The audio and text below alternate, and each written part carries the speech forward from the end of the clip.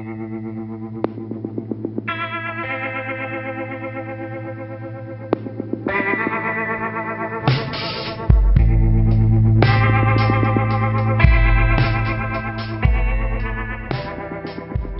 welcome to our first PC video podcast. This is me, Mufi. We also have Rinat and also Roy Huck, who is the host and the creator of this podcast.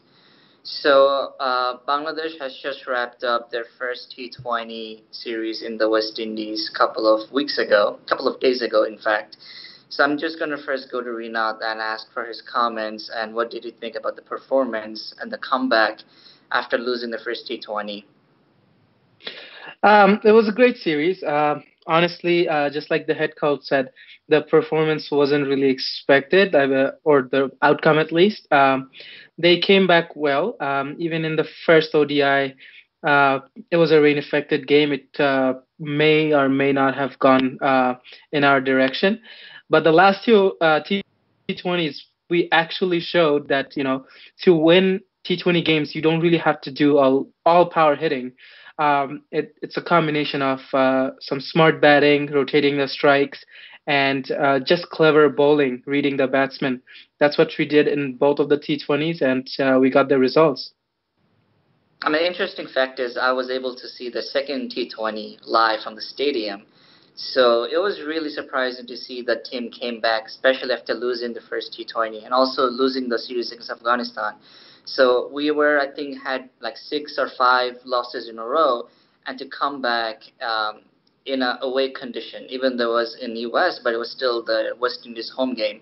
So, Roy, just to go back to you, what surprised you the most about this comeback on the performance in the second and the third game? Well, I like the fact that they're so methodical throughout the whole process because I've been getting into this idea of setting yourself goals. Like, for me, a goal in the ODI would be getting 300. Similarly, in T20, my goal would be getting 160. And that's what I really wanted the team to get. And if you follow I chat heavily during the games on the BC forum. I post a lot of comments in the match thread. And I just want the team to pass 160 because I know if we can do that, we'll be competitive. So to see the team in the second ODI and third ODI make scores that go beyond that, beyond 160, that always gave me the hope, and I kind of backed our bowlers because uh, I know our bowlers can always support our batsmen, but our batsmen also have to support our bowlers by getting that good total. So I'm very happy. Mufi, I want to ask you though, how's the experience of watching the game in the stadium? You always hear Oh, those few comments from fans. it Still, was yeah. it was amazing. I mean, this was my after a long time. I think after a couple of years, I was able to see the game, our game live for the first time in like 5 years, I think. So, the stadium we had a good view of the players, and I was at the hotel, so I was able to see the players very up close. I took a lot of selfies with Riyadh and Mushfiq as well. But just to watch the game from the stadium, so we got in a little late. So by the time I got to the stadium, Leighton was out. Mushfiq just came in, and then Mushfiq also got out very quickly. Then Tamim looked really confident in the second game, and he was communicating with Shakib a lot on the pitch. So he looked like someone that had a plan because we all know that he got out in the first T20. He had a duck on the first ball. So he had a plan. He was very confident and he was hitting the ball very nicely. And Shomo was there for a brief moment. And when Shomo hits the ball, he's a very good timer, a sweet timer of the ball, as they call it. It would just race to the boundary. And same thing with Tamim. He is also has a lot of strength. Shakib is good. And the bowling, I have to say that Abu Haidar was very impressive. He was very economical, and you could see that he was bowling at a tight line and length. And Rubel was very, very quick. I mean, we all know that he was the express bowler and he's the fastest bowler. But seeing him live, he was extremely quick. So was Mustafiz. Mustafiz was not as quick as Rubel, but he was a lot quicker than Abu Haidar. And overall, the team, the body language was very good. They were fielding really well. They were electric. And Leighton took a couple of very good catches on the boundary. And like when you're at the game, like the pressure and you can the nerve that you have to have. And I mean, the stadium was packed with the I think couple of thousands of our fans, but they also had a good West Indies support. So it was really nice to see that when a ball would go up, the entire stadium would just get quiet for 3 4 seconds, and when Liton grabbed the ball and when he caught the catch, and it was the entire stadium went wild. So just to have that experience, it was really nice. And Ariful dropped a catch at a very crucial moment, and that you can see. I saw Tamim also fielding in the boundary. He just completely collapsed in the field, and it was I think it was Powell, Roughman Powell, if I'm not mistaken, that was at the end. And overall, it was a very nice experience. But most of his bowled a couple of very good bouncers. I couldn't tell if those were the cutters, but they looked very quick. Right. Uh, let's turn the gaze to the other side. Let's look at this West Indies team. Renat, how would you rate the team that we just got a series victory against? This West Indies squad. Is this something Um, can we I be think proud? I think in terms of their batting strength, it's probably as good as it gets. Their batting does not really get lot better. I mean, Gale wasn't there, but I think Pollard was there, right? No, Uh, Pollard was not there. So Pollard was sorry, Andre Russell Russell was was there. right, Yeah. Russell was there. Russell was there. Yeah. In terms of bowling, they are obviously they're missing someone like Narain, but it's an 11 player game, right? Right. We Hmm. can't really say that not having Narayan or Gale is a deal breaker because I have seen Gale play. Gale is usually these days he's basically a slow starter, and if he stays a long time, he makes an impact. But otherwise, he actually puts the team down these days Right. more often. So it's a pretty good squad. West Indians, even if they're B squads, they're power hitters by nature. I think it's a good team, but what they do lack in, I felt was they lack in experience because they were just trying to go hit all the time, and it's something that has to do with experience, not skills. I think they're trying to build this new squad because if you look at the players we mentioned that are left out, they're actually kind of old. Narain is over 33. The Bravo brothers, they're 36, I believe. Pollard is above 33. So this current squad they got, they will they will make a push. They're going to keep the same players in there. They'll try to develop them for the T20 squad. So I think we can be proud that we at this level we are better than them for sure. We can go home with that, and they'll Well, you look if you look at our squad though, like we don't exactly have a consistent T20 squad either, right? I mean, Tamim hasn't been a superstar in this format. We have not had a stable opening partner for him. Number three has been back and forth between Mushi, Shakib, Sabir, and you name it, right? We don't really have a stable bowling attack either in this format, other than Mustafiz and Shakib, right? So I wouldn't really say that we feel that our consistent and most experienced T20 squad either. So all in all, I thought it was a very equal contest. I think I'll add two things on this one. Back to the West Indies team. A lot of their batsmen are just power hitters, so I think that's where they're lacking. Instead of just having build an innings, even though it's a T20 game, you do have to be patient sometimes. So when Russell came in, I think he just wanted to hit the ball for six. And when I mean, he's amazing hitter of the ball. When he hit Rubel or Mustafi's a couple of times, the ball just went out of the stadium. When our batsman hit the ball, it would just like go beyond the ropes.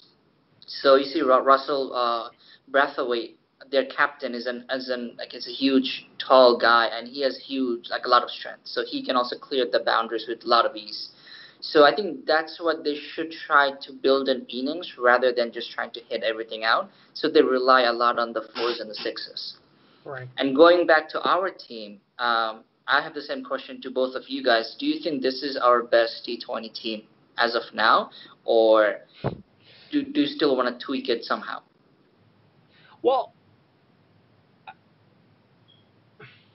I don't even. I think our teams should be separate from a purely strategic point of view. That's what I believe in. the teams for Test, ODI, and T20, they should be as separate as possible.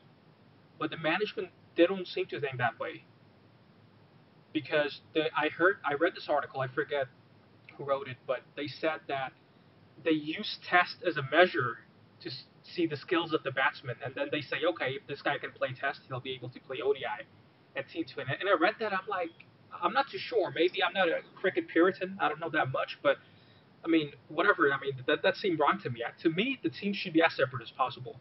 In T20, it's a total different breed altogether. So to answer your question, Leaton should be there. Tamim should be there simply because they hit. But at the same light, he should make an effort to assimilate Shabir back into the team because I feel like out of if you compare the player to player basis, he does have the power. He can hit. He's got a T20 century. And Shomo, I feel he needs more uh, experience in the A team, and then he could maybe try a comeback. And yeah, I mean, if you're talking about strategy, we need we even need separate selectors that are just going to look at T20.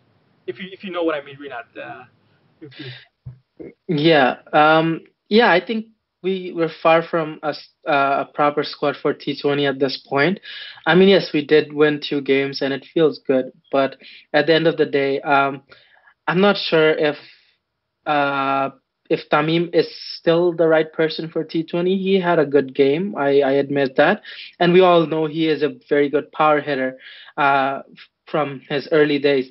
But I think he's trying to be a different kind of batsman now, and he has been trying that over the years. He has been trying to be an anchor, and you know that role works in T20 if you have other guys that are very aggressive and they bat around him, but it does not work if every other guy is very inconsistent at this format. So I don't know if Tamim's anchor role kind of innings would help us in T20. Shakib, Riyad, Mustafiz, these are probably the only 3 guys that I see that are consistent in this format and they should be persisted with. But everyone else, I think they need to still work their way into being a regular. Mushi has been doing okay for now, so I guess he does get the pass, but his records does not speak for his career in this format. Liton, again, he's very inconsistent, but he can hit. So uh, it's a series by series evaluation for someone like him. So I don't know if we have a stable squad yet, particularly in bowling, because guys like Rubel, guys like Miraz, if we play them in T20, we have to be at a risk that if they're good, they're gonna save the game for us. But on their bad days, they each person alone can lose us a T20 game, and that's applicable for Rubel, for Miraz, for a lot of other guys. So it's a work in progress. We don't play a lot of T20s. This was the only year I think we have been playing a bit of T20s, and Right. if we continue to do that, I think we'll start getting a little bit better consistency from players. Like I think Mushi's consistency went up this year, and I think because he has played a lot of games, so I think it will also work on some other guys. But uh, I think based on our physique, our players, we can be looking to build a squad based on power hitters only because that's not the mantra that's going to work for Bangladesh cricket, for our team in particular. Because it doesn't matter how big of a hitter you are.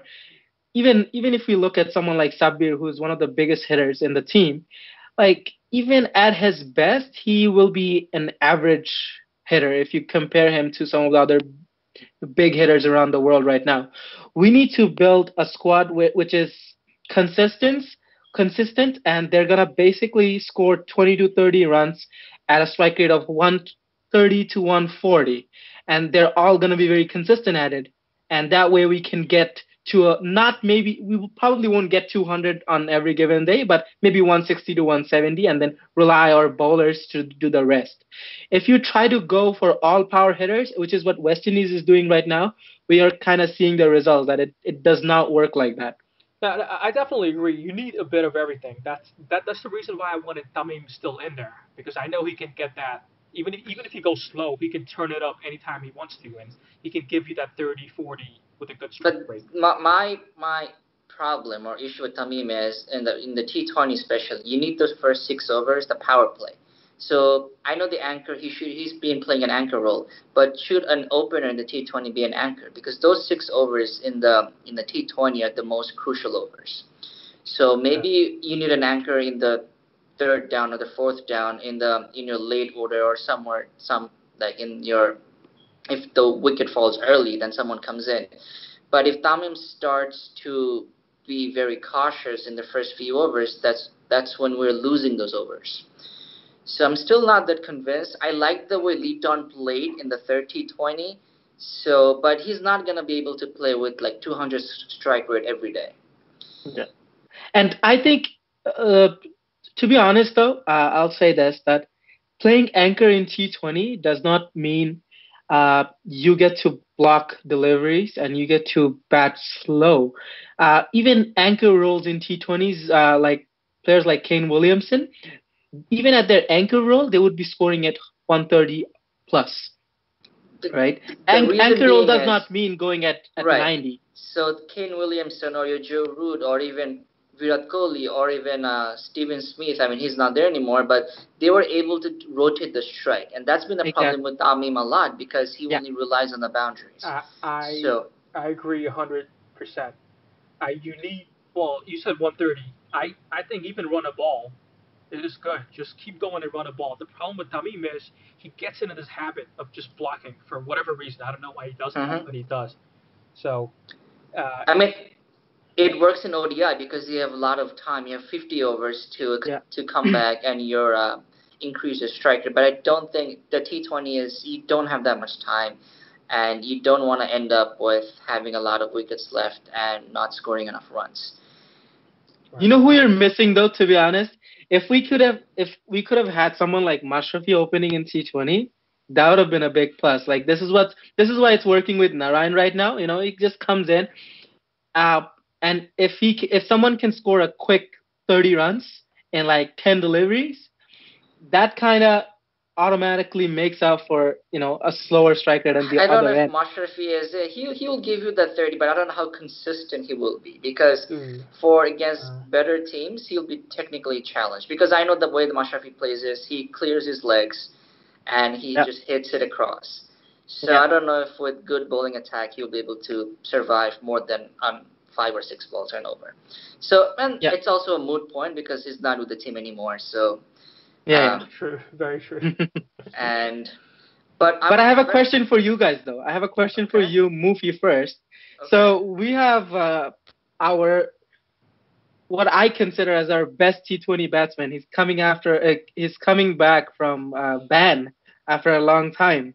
What do you think of about his chances in the long term of coming back to the squad in T20? Am I imagining is it Ashraful? Of course, it is Okay. Ashraful. It's the okay. So I don't know when does his ban end It ends this week. this week. So he's coming back to the BPL for. We're He'll not be gonna have Yeah, what yeah. we're not gonna have here. That's what I Yeah, heard we're gonna from. have one in early next year, so in Jan or Feb. Okay, so early next year. So someone like as you said have an opener that can come in and use the power plays. I think Ashraful. I mean, I'm talking about Ashraful that was in his the Yeah, vintage Ashraful in his prime Ashraful when yeah, the prime Ashraful having a 25 average. yeah, So I think he would be a very good fit given his age. I think he's around in his early or mid, not even mid 30s, like 33, 34, if I'm not mistaken, but around that yeah, area. yeah. So he won't have the stamina for test matches, and he doesn't have because our ODI team is very much settled at this point. Exactly. So we should not have someone, an older person like him, and come, especially when the World Cup is next year. So T20 is his format, and his style of batting is also suits T20. It's a shame that we're not able, like we could not see him in T20 that much. Yeah, And as everybody knows, I'm a huge Ashraful fan, so I know he had a lot of scandals. He has paid his dues. I think he should play BPL, and we should see how he does in the BPL. And if he does well, then why not? I mean, it's only a 20 over games, and Ashraful can punish any bowling attack. He did that in the past, and he should be able to now. So Roy, what do you think? Like, if you were given an option to try out a new opener, like let's say I don't know Shanto or someone else, like or bring back Shomo, or you have the option of giving Ashraful a shot, given that he is successful in the upcoming BPL, who would you rather pick? Neither. I've been thinking about this, and I think compared to other teams, we tend to change players a lot. At least, if not as probably more than other teams, if not maybe the most in cricket, but we change players a lot. So I say the players who have been in the league, who have had the locker room experience, we should bring them. We should give them more chances. So say I would like to give Anamu a chance. Just he had that good innings in ODI, which was more suited to a T20 innings. So again, I don't know what the selection thinks about like their decision making process or whatever, but I would give Animal a shot or anyone else who's been an opener. But Shomo, no, because the way he gets out on the back foot, it just there's something in there that's just wrong. I think it's a technique that he's got to fix, or maybe a mental blockage, whatever. But Animal looked in fine touch in one innings that he played, so I'd give Animal a shot. And after that, I'll give Shanto, and if he fails, then I'll consider bringing back Ashabu next. I think for this format, they should closely look at T20s to be. I mean, at BPL to be honest. I mean, if we look at our BPL records, they are pretty consistent with our T20 performances. It does not reflect in other formats like ODI, but in terms of T20s, like we have seen Ronnie do well in BPL, and he is showing that here in the T20s. Same with some other players. Same with Mustafiz. So I think they should look closely at that. I know our previous coach completely ignored that competition, but I have been watching a lot of T20 competitions. I think our competition is actually not that bad. It actually has a decent quality. Everything else is about not good enough, like the production, like venues and whatnot, like advertisement. But in terms of the quality of the games and the players that are playing, I think it's pretty good. So it's a pretty good ruler or measuring stick to judge how they're gonna be in the T20s. I mean, the only issue I have with BPL is the quality of the pitch. It should be a lot better because whenever our batsmen are playing in Bangla Stadium or Sylhet or in Yeah. Chittagong, they're only playing in the slow and the low pitches. So whenever we travel abroad, or even on those pitches in India against Afghanistan, we saw they were not typical BPL pitches, and that's where we struggled a lot. So we need to have some sort of pitches that can adapt our batsmen, our bowlers to those different countries and their playing styles. I Um, I can't believe it hasn't been done yet because pitch is such an important factor, right? and also, BPL has been very low scoring for the last 1 or 2 seasons. So Yeah.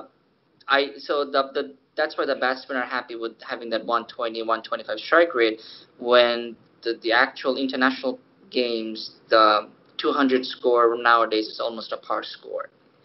So BCB should look into that, how to make the matches more high scoring. Okay. Okay, so just to recap right now, so we lost, we got destroyed in the I mean the Test series. Right. We made a pretty good comeback on the ODI series, and then we won the T20 series. I'm gonna start with you, Mufi. What do you think about the whole series overall? I mean, it was expected that we're going to lose the Test series in West Indies, but I expected at least a better fight, not a 43, of course. And Yeah. losing, we put up a very weak, very meek batting performance in both tests. And when we score 43 and such a low score, our bowling is I mean, you should not be able to do anything with that score. So I'm not going to go into bowling. But ODIs, as expected, also, we should have won 3-0. The Yeah. second ODI, we just basically lost the game, 8 runs of 6 balls, with having 6 wickets in hand. But we came back in the third ODI and we won the series after 9 years in away conditions, so that was good. I think that was more about the Mashrafi effect of him coming into the team, and also the fact that our ODI is our strongest format. T20, I was quite surprised. The first T20 was our typical the way we play T20, and we all know West Indies is a very strong T20 team. So the way they came back on the second T20, and the third T20 was, I think, the confidence from the second T20, because I was measuring the team from their losses against Afghanistan when they were very, I mean, very terrible, to be honest, the way they played against Afghanistan. So I thought we don't have a chance against West Indies. But I have to give credit to the team. I think Shakib really rallied the team in the second and third T20s. His captaincy was almost perfect. And I think I was very impressed with Abu Haider, and his bowling was good. And also with Nazmul. Najmul was also amazing in the second T20. It's a shame that he couldn't finish. He got injured in the last T20. But I think I was impressed with mostly Liton, Abu Haidar, and Najmul. I think they should be part of the core of our T20 team. But overall, it's been a very good series. It could have been better, but I'm happy with it. Okay. Roy? Yeah, that's a great summary, Mufi. For me, yeah, I knew we were not going to win the tests. For ODI, I did predict 2-1. We did win 2-1. For T20s, I was expecting. I wasn't. If I predicted them to win, it was purely out of heart. I really didn't believe they could do it against the champs and twice champs, West Indies, but they did it. So really proud of them. A few things I thought. Uh, Ariful, Ariful, yeah, he got a lot of hate in the thread. But again, I feel like once you bring a guy in, you should give him enough chances. And yeah, he couldn't connect. But then Hmm. again, the conditions were tough. It was raining, and it's kind of hard to just come cold turkey and then start blasting it in the first ball. So you need some time to adjust. And at least he didn't make any stupid decisions like some silly shots or whatever, which a lot of our guys do. In fact, in that very T20 series, Shakib and Mushfiq, they're guilty of just giving catch practice to the fielder. So he didn't at least do that. So he's got that much common sense not to make stupid shots. It's just a matter of him connecting those big shots. So Eiffel should be in the T20 squad. Let him stay there. Opu, I have some questions. Yes, he won us the match in the second one, but some of those balls, I want to ask you guys, like, do you feel the same way? Like, some of those balls were just too slow and too flat? Or is it just me? Being slow is actually a good thing in T20. It's something our spinners have been very incapable of doing. Like, they have not been known for mixing up their deliveries in terms of pace. They would just try to bowl quick and onto the wicket.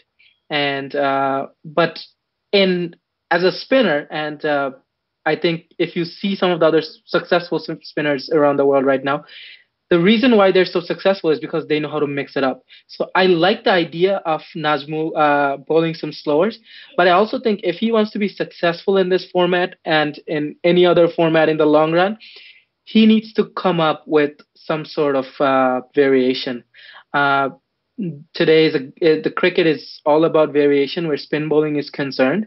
Uh, Bowlers like Rashid Khan and all the leggies and the offies, they get their wickets on deception purely. So just bowling line and length, it does not really help in T20 because the grounds are smaller. Miss hits can go for sixes too.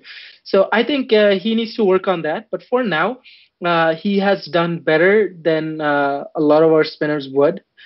So I would keep him. But yeah, I think he's by no means a permanent member yet, but he could be. I mean, I agree with it because the batsmen are struggling to hit the slow balls. The Yeah. slower in the air it is, and they were having a very easy time hitting someone like Rubel or Mustafiz because they're bowling very fast and they would just hit the ball and it would just race to the force. So I think he was doing well, and of course his role is just a containing bowler. I don't think he's a wicket-taking bowler. Yeah. So having someone for 4 overs, if he can concede 20 to 25 runs or go at a six and over, that is not bad. And then we have Shakib, who is the wicket taking bowler. He would come in and he'll have an arm ball, or he'll have one that goes straight through, and then he'll get the wickets. That's why we need Mustafiz as well. Yes, there was a lot of criticism about Mustafiz going for a lot of runs. He went for more than 50 runs, but you also have to understand that in T20 we have to take risk and you have to take wickets. You cannot just contain the batsman and start winning, because the team can chase in 2 overs. They can have like 30 runs. They'll still be able to chase it down. So I think we do have two wicket-taking bowlers in our team, but that's why I think Najmul should be okay, because as long as he can keep the scoring down for a bit, the other bowlers can come in and take those wickets. It's Right. all And about just creating to, that pressure, right? yeah, yeah. And just to finish it off, I think like Mustafiz, I really like his bowling personally because I think we can all tell right now that his cutters are almost found out by now. So what Right. he's trying to bowl short and slow. So these kind of deliveries they can go either ways. They can either go for a six or they're gonna go for a top edge, which is exactly what's been happening. He got hit for a few, but he also got those crucial wickets. If he can continue to get wickets, Hmm. it should be good enough for us because we have enough bowlers in our team that can contain runs. We actually lack wicket takers. So if he can take wickets, I would happily take some runs from him. That should be fine. But I also think if we get more lefties in our opposition, Riyadh should be used a little bit more. Uh, Rather than sometimes we do tend to pick Miraz or bowl Musaddiq whenever we have a heavy lefty opposition. But instead of taking those guys that does not really add any other value in the team, we can use someone that already has a permanent spot and Hmm. is very capable of bowling. Even today, I was watching the game. I watched the whole CPL. It was his first game today. Gale trusted him to bowl the fourth over in a game where someone like Colin Munro was on strike. You know, uh, that's how much someone like Gale trusts him. So I think we need to trust him too. He has shown that he is a good bowler in this format. I'm not sure about the others. So he's someone that could also be used for containing runs. True. I don't know how much of that is internal, like Riyadh saying that he doesn't want to bowl himself and focus more on his batting, or how much of it is just decision. So I don't think we really know that.